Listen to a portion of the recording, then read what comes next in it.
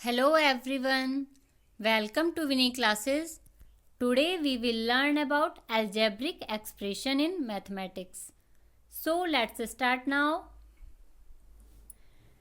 Mathematic जो कि numerical symbol and logic based science है। जब हम प्रॉब्लम्स को मैथमेटिकल वे में एक्सप्रेस करते हैं तो उसे ही हम अलजेब्रिक एक्सप्रेशन कहते हैं।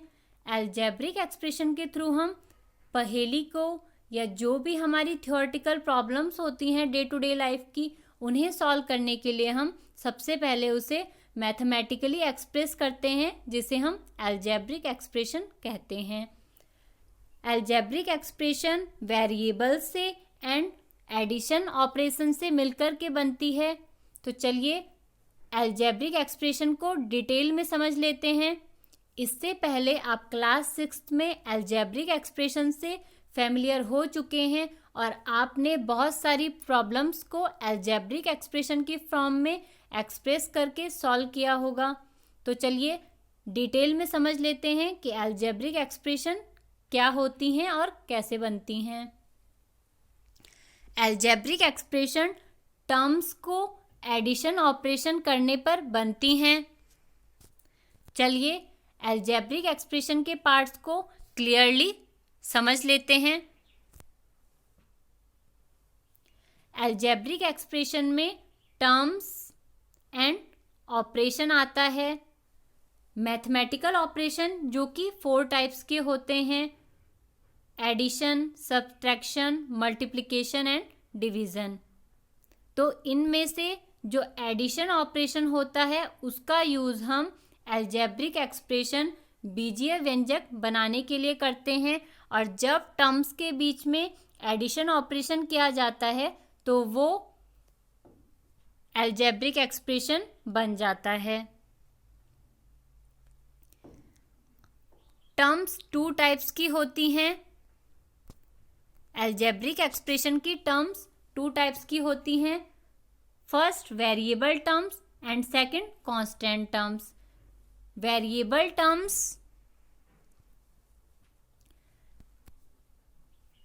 अल्फाबेटिक फॉर्म में होती हैं। For example A to Z। Variable terms जो होती हैं वो अल्फ़ाबेट्स होती हैं। हम जानते हैं अल्फ़ाबेट्स में 26 लेटर्स होते हैं, तो इन्हीं 26 लेटर्स के थ्रू हम वेरिएबल टर्म्स को रिप्रेजेंट करते हैं। वेरिएबल टर्म्स के opposite constant terms numerical form में होती है, जिन्हें हम नंबर्स के थ्रू रिप्रेजेंट करते हैं, 1 2 3 एंड सो ऑन। इसी तरह से हम अनदर नंबर्स को कांस्टेंट की फॉर्म में रिप्रेजेंट कर सकते हैं।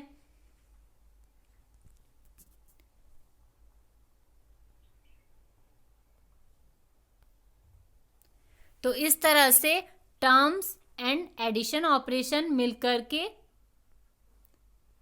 अलजेब्रिक एक्सप्रेशन बनाती हैं, जिन्हें हम थ्योरेटिकल प्रॉब्लम सॉल्व करने के लिए यूज़ करते हैं। टर्म्स जो कि 2 टाइप्स की होती हैं, जिसमें कि वेरिएबल्स आते हैं, जिसमें सिंबल्स यूज़ होते हैं, लेटर सिंबल्स, जो कि A to Z तक कोई भी 26 लेटर में से कोई भी लेटर हो सकता है। और जो कांस्टेंट होते हैं वो न्यूमेरिकल्स होते हैं, नंबर्स होते हैं, एंड नंबर्स भी 1 to इन्फिनिटिव कोई भी नंबर यूज़ हो सकता है। तो इस तरह से जब टर्म्स के बीच में एडिशन ऑपरेशन किया जाता है तो ये अलजेब्रिक एक्सप्रेशन बन जाता है।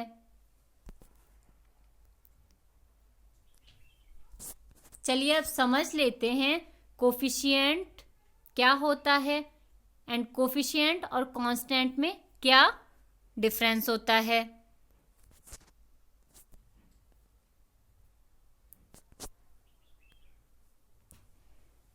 तो ये एक अलजेब्रिक एक्सप्रेशन है, 4x + 2। Another example is 2x + 3y + 6, जिसमें कि 3 टर्म्स हैं, 1 2 3, एंड 2 वेरिएबल्स हैं, x एंड y, और कांस्टेंट टर्म्स है 6। Second example of algebraic expression is 5n, जिसमें कि ओनली वन टर्म है and only one variable n है। Another example is a minus b, जिसमें कि 2 टर्म्स हैं एंड 2 वेरिएबल्स हैं। अब हमने अभी डिस्कस किया कि जो एल्जेब्रिक एक्सप्रेशन होता है वो टर्म्स के बीच में एडिशन ऑपरेशन से मिलकर के बनता है, बट यहाँ पर माइनस दिया है, तो इस तरह से इस एल्जेब्रिक एक्सप्रेशन में a को ऐड किया जा रहा है माइनस b के साथ। तो इस तरह से जो ये माइनस साइन है वो b का ओन साइन होता है, और उसको अगर हम a प्लस माइनस b की फॉर्म में भी लिखेंगे तो इससे कोई डिफरेंस नहीं आता है। तो इसे हम इस तरह से भी रिप्रेजेंट कर सकते हैं। तो इस तरह से टर्म्स के बीच में एडिशन ऑपरेशन हो रहा है जो कि एल्जेब्रिक एक्सप्रेशन में होता है।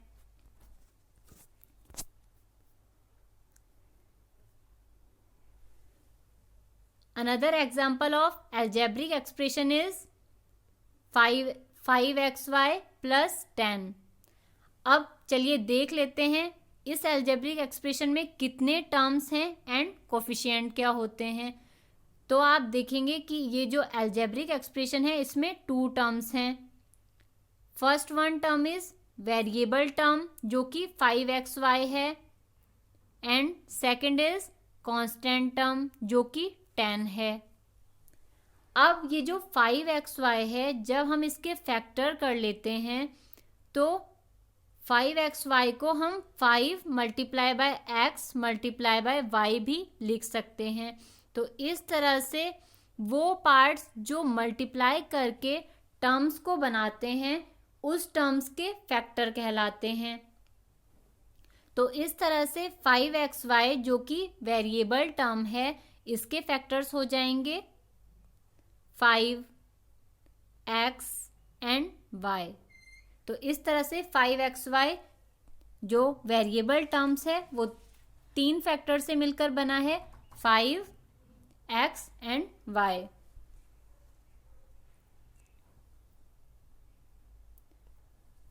Another example is algebraic expression 4x square minus 3xy। इस एग्जाम्पल में 2 टर्म्स हैं। First one variable term is 4x square and second one variable term is minus 3xy। अब ये 4x स्क्वायर है, इस सिंबल को हम x की पावर 2 पढ़ते हैं, x टू दी पावर 2, या इसे हम x स्क्वायर्ड पढ़ते हैं। Next chapter exponent and surds में आप पढ़ेंगे कि हम इस सिंबल्स को x टू दी पावर 2 भी पढ़ सकते हैं, और यहाँ पर हम इसे x स्क्वायर प्रोनाउंस कर रहे हैं। तो इस तरह से जब इस तरह का सिंबल यूज होता है तो इसे हम x क्यूब पढ़ते हैं, x क्यूब। और नेक्स्ट चैप्टर में हम इसे इस तरह से भी पढ़ सकते हैं x टू दी पावर 3। इसी तरह से किसी सिंबल की पावर 4 है तो हम इसे x टू दी पावर 4 पढ़ सकते हैं। तो यहाँ पर x टू दी पावर 2 है तो इसे हम x स्क्वायर पढ़ेंगे। अब ये जो फर्स्ट वेरिएबल टर्म है 4x स्क्वायर, इसके 3 फैक्टर्स हैं। First one numerical factor is 4 and x। जब हम इन तीनों को मल्टीप्लाई करते हैं तो हमें 4x स्क्वायर प्राप्त होता है। Next variable term is minus 3x square, जिसमें 3 फैक्टर्स हैं minus 3x and y। I hope आपको क्लियर हो गया होगा कि टर्म्स में फैक्टर क्या होते हैं। फैक्टर्स वो होते हैं जिन्हें मल्टीप्लाई करके सेम टर्म मिलती है। चलिए अब समझ लेते हैं कि कोफिशिएंट एंड कांस्टेंट में क्या डिफरेंस होता है। Another example of algebraic expression is 3x plus 5y minus 9। अब ये जो एल्जेब्रिक एक्सप्रेशन है इसमें 3 टर्म्स हैं। First one term is 3x, second one term is 5y and third term is 9। अब ये जो टर्म्स हैं हम जानते हैं टर्म्स 2 टाइप्स के होते हैं, वेरिएबल एंड कांस्टेंट। तो जिनमें अल्फ़ाबेट यूज़ होते हैं सिंबल्स में, जैसे कि यहाँ पर x यूज़ हो रखा है और y यूज़ हो रखा है, इन्हें हम कहते हैं वेरिएबल्स। और इन टर्म्स को हम कहते हैं, दोनों ही टर्म्स को वेरिएबल टर्म्स। जिनमें वेरिएबल यूज़ होते हैं उन्हें हम वेरिएबल टर्म्स कहते हैं। और वेरिएबल यहाँ पर हैं x एंड y। तो इस तरह से 2 वेरिएबल्स हो गए x एंड y। एंड जो सिंगल नंबर है इसे हम कहते हैं कांस्टेंट या कांस्टेंट टर्म। जो कांस्टेंट टर्म होती है उसमें ओनली कांस्टेंट यूज होता है। कांस्टेंट जो कि न्यूमेरिकल फॉर्म में होता है 1 2 3 एंड सो ऑन, कोई भी नंबर्स हो सकता है। अब कोफिशिएंट भी नंबर हैं, बट कोफिशिएंट वो नंबर होते हैं जो कि वेरिएबल्स के मल्टीप्लाई में होते हैं। तो यहाँ पर वेरिएबल टर्म है 3x, तो यहाँ पर जो नंबर 3 है उसे कोफिशिएंट कहेंगे x का। Here 3 is the coefficient of x and 5 is the coefficient of y। इसे हम ओनली कोफिशिएंट भी कह सकते हैं। तो वो नंबर्स जो कि वेरिएबल्स के मल्टीप्लिकेशन में होते हैं अलजेब्रिक एक्सप्रेशन में, उन्हें हम कोफिशिएंट कहते हैं उन वेरिएबल्स का। और जो नंबर सिंगल टर्म्स में होते हैं उन्हें हम कांस्टेंट कहते हैं। अगर 9 के आगे कोई वेरिएबल होता, फॉर एग्जांपल z, तो 9 कांस्टेंट नहीं होता और ये कोफिशिएंट हो जाता z का। But here 9 is the single number, so this is constant.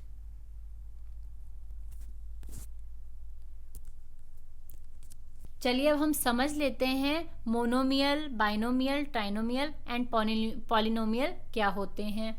तो अलजेब्रिक एक्सप्रेशन जो कि टर्म्स से एंड एडिशन ऑपरेशन से मिलकर के बना होता है, तो इसमें मोनोमियल क्या होते हैं चलिए समझ लेते हैं।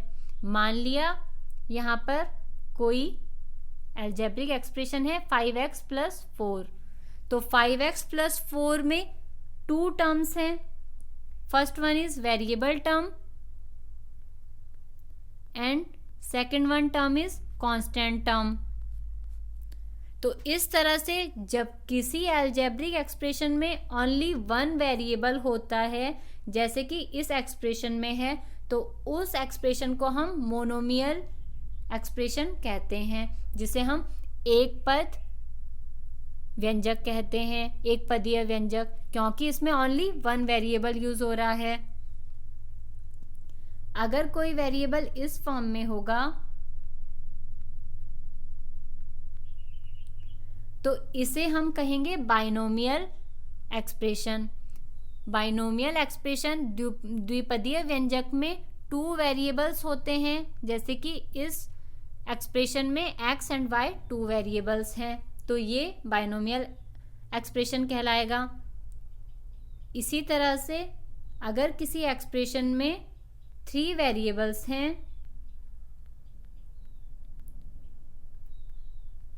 तो इसे हम ट्राइनोमियल एक्सप्रेशन कहेंगे, बिकॉज इसमें 3 वेरिएबल्स हैं x, y एंड z। और अगर किसी एक्सप्रेशन में 2 या 2 से ज़्यादा वेरिएबल यूज होते हैं तो इसे हम पॉलिनोमियल बहुपदीय व्यंजक कहते हैं। तो चलिए इसे इस एग्जाम्पल से समझ लेते हैं।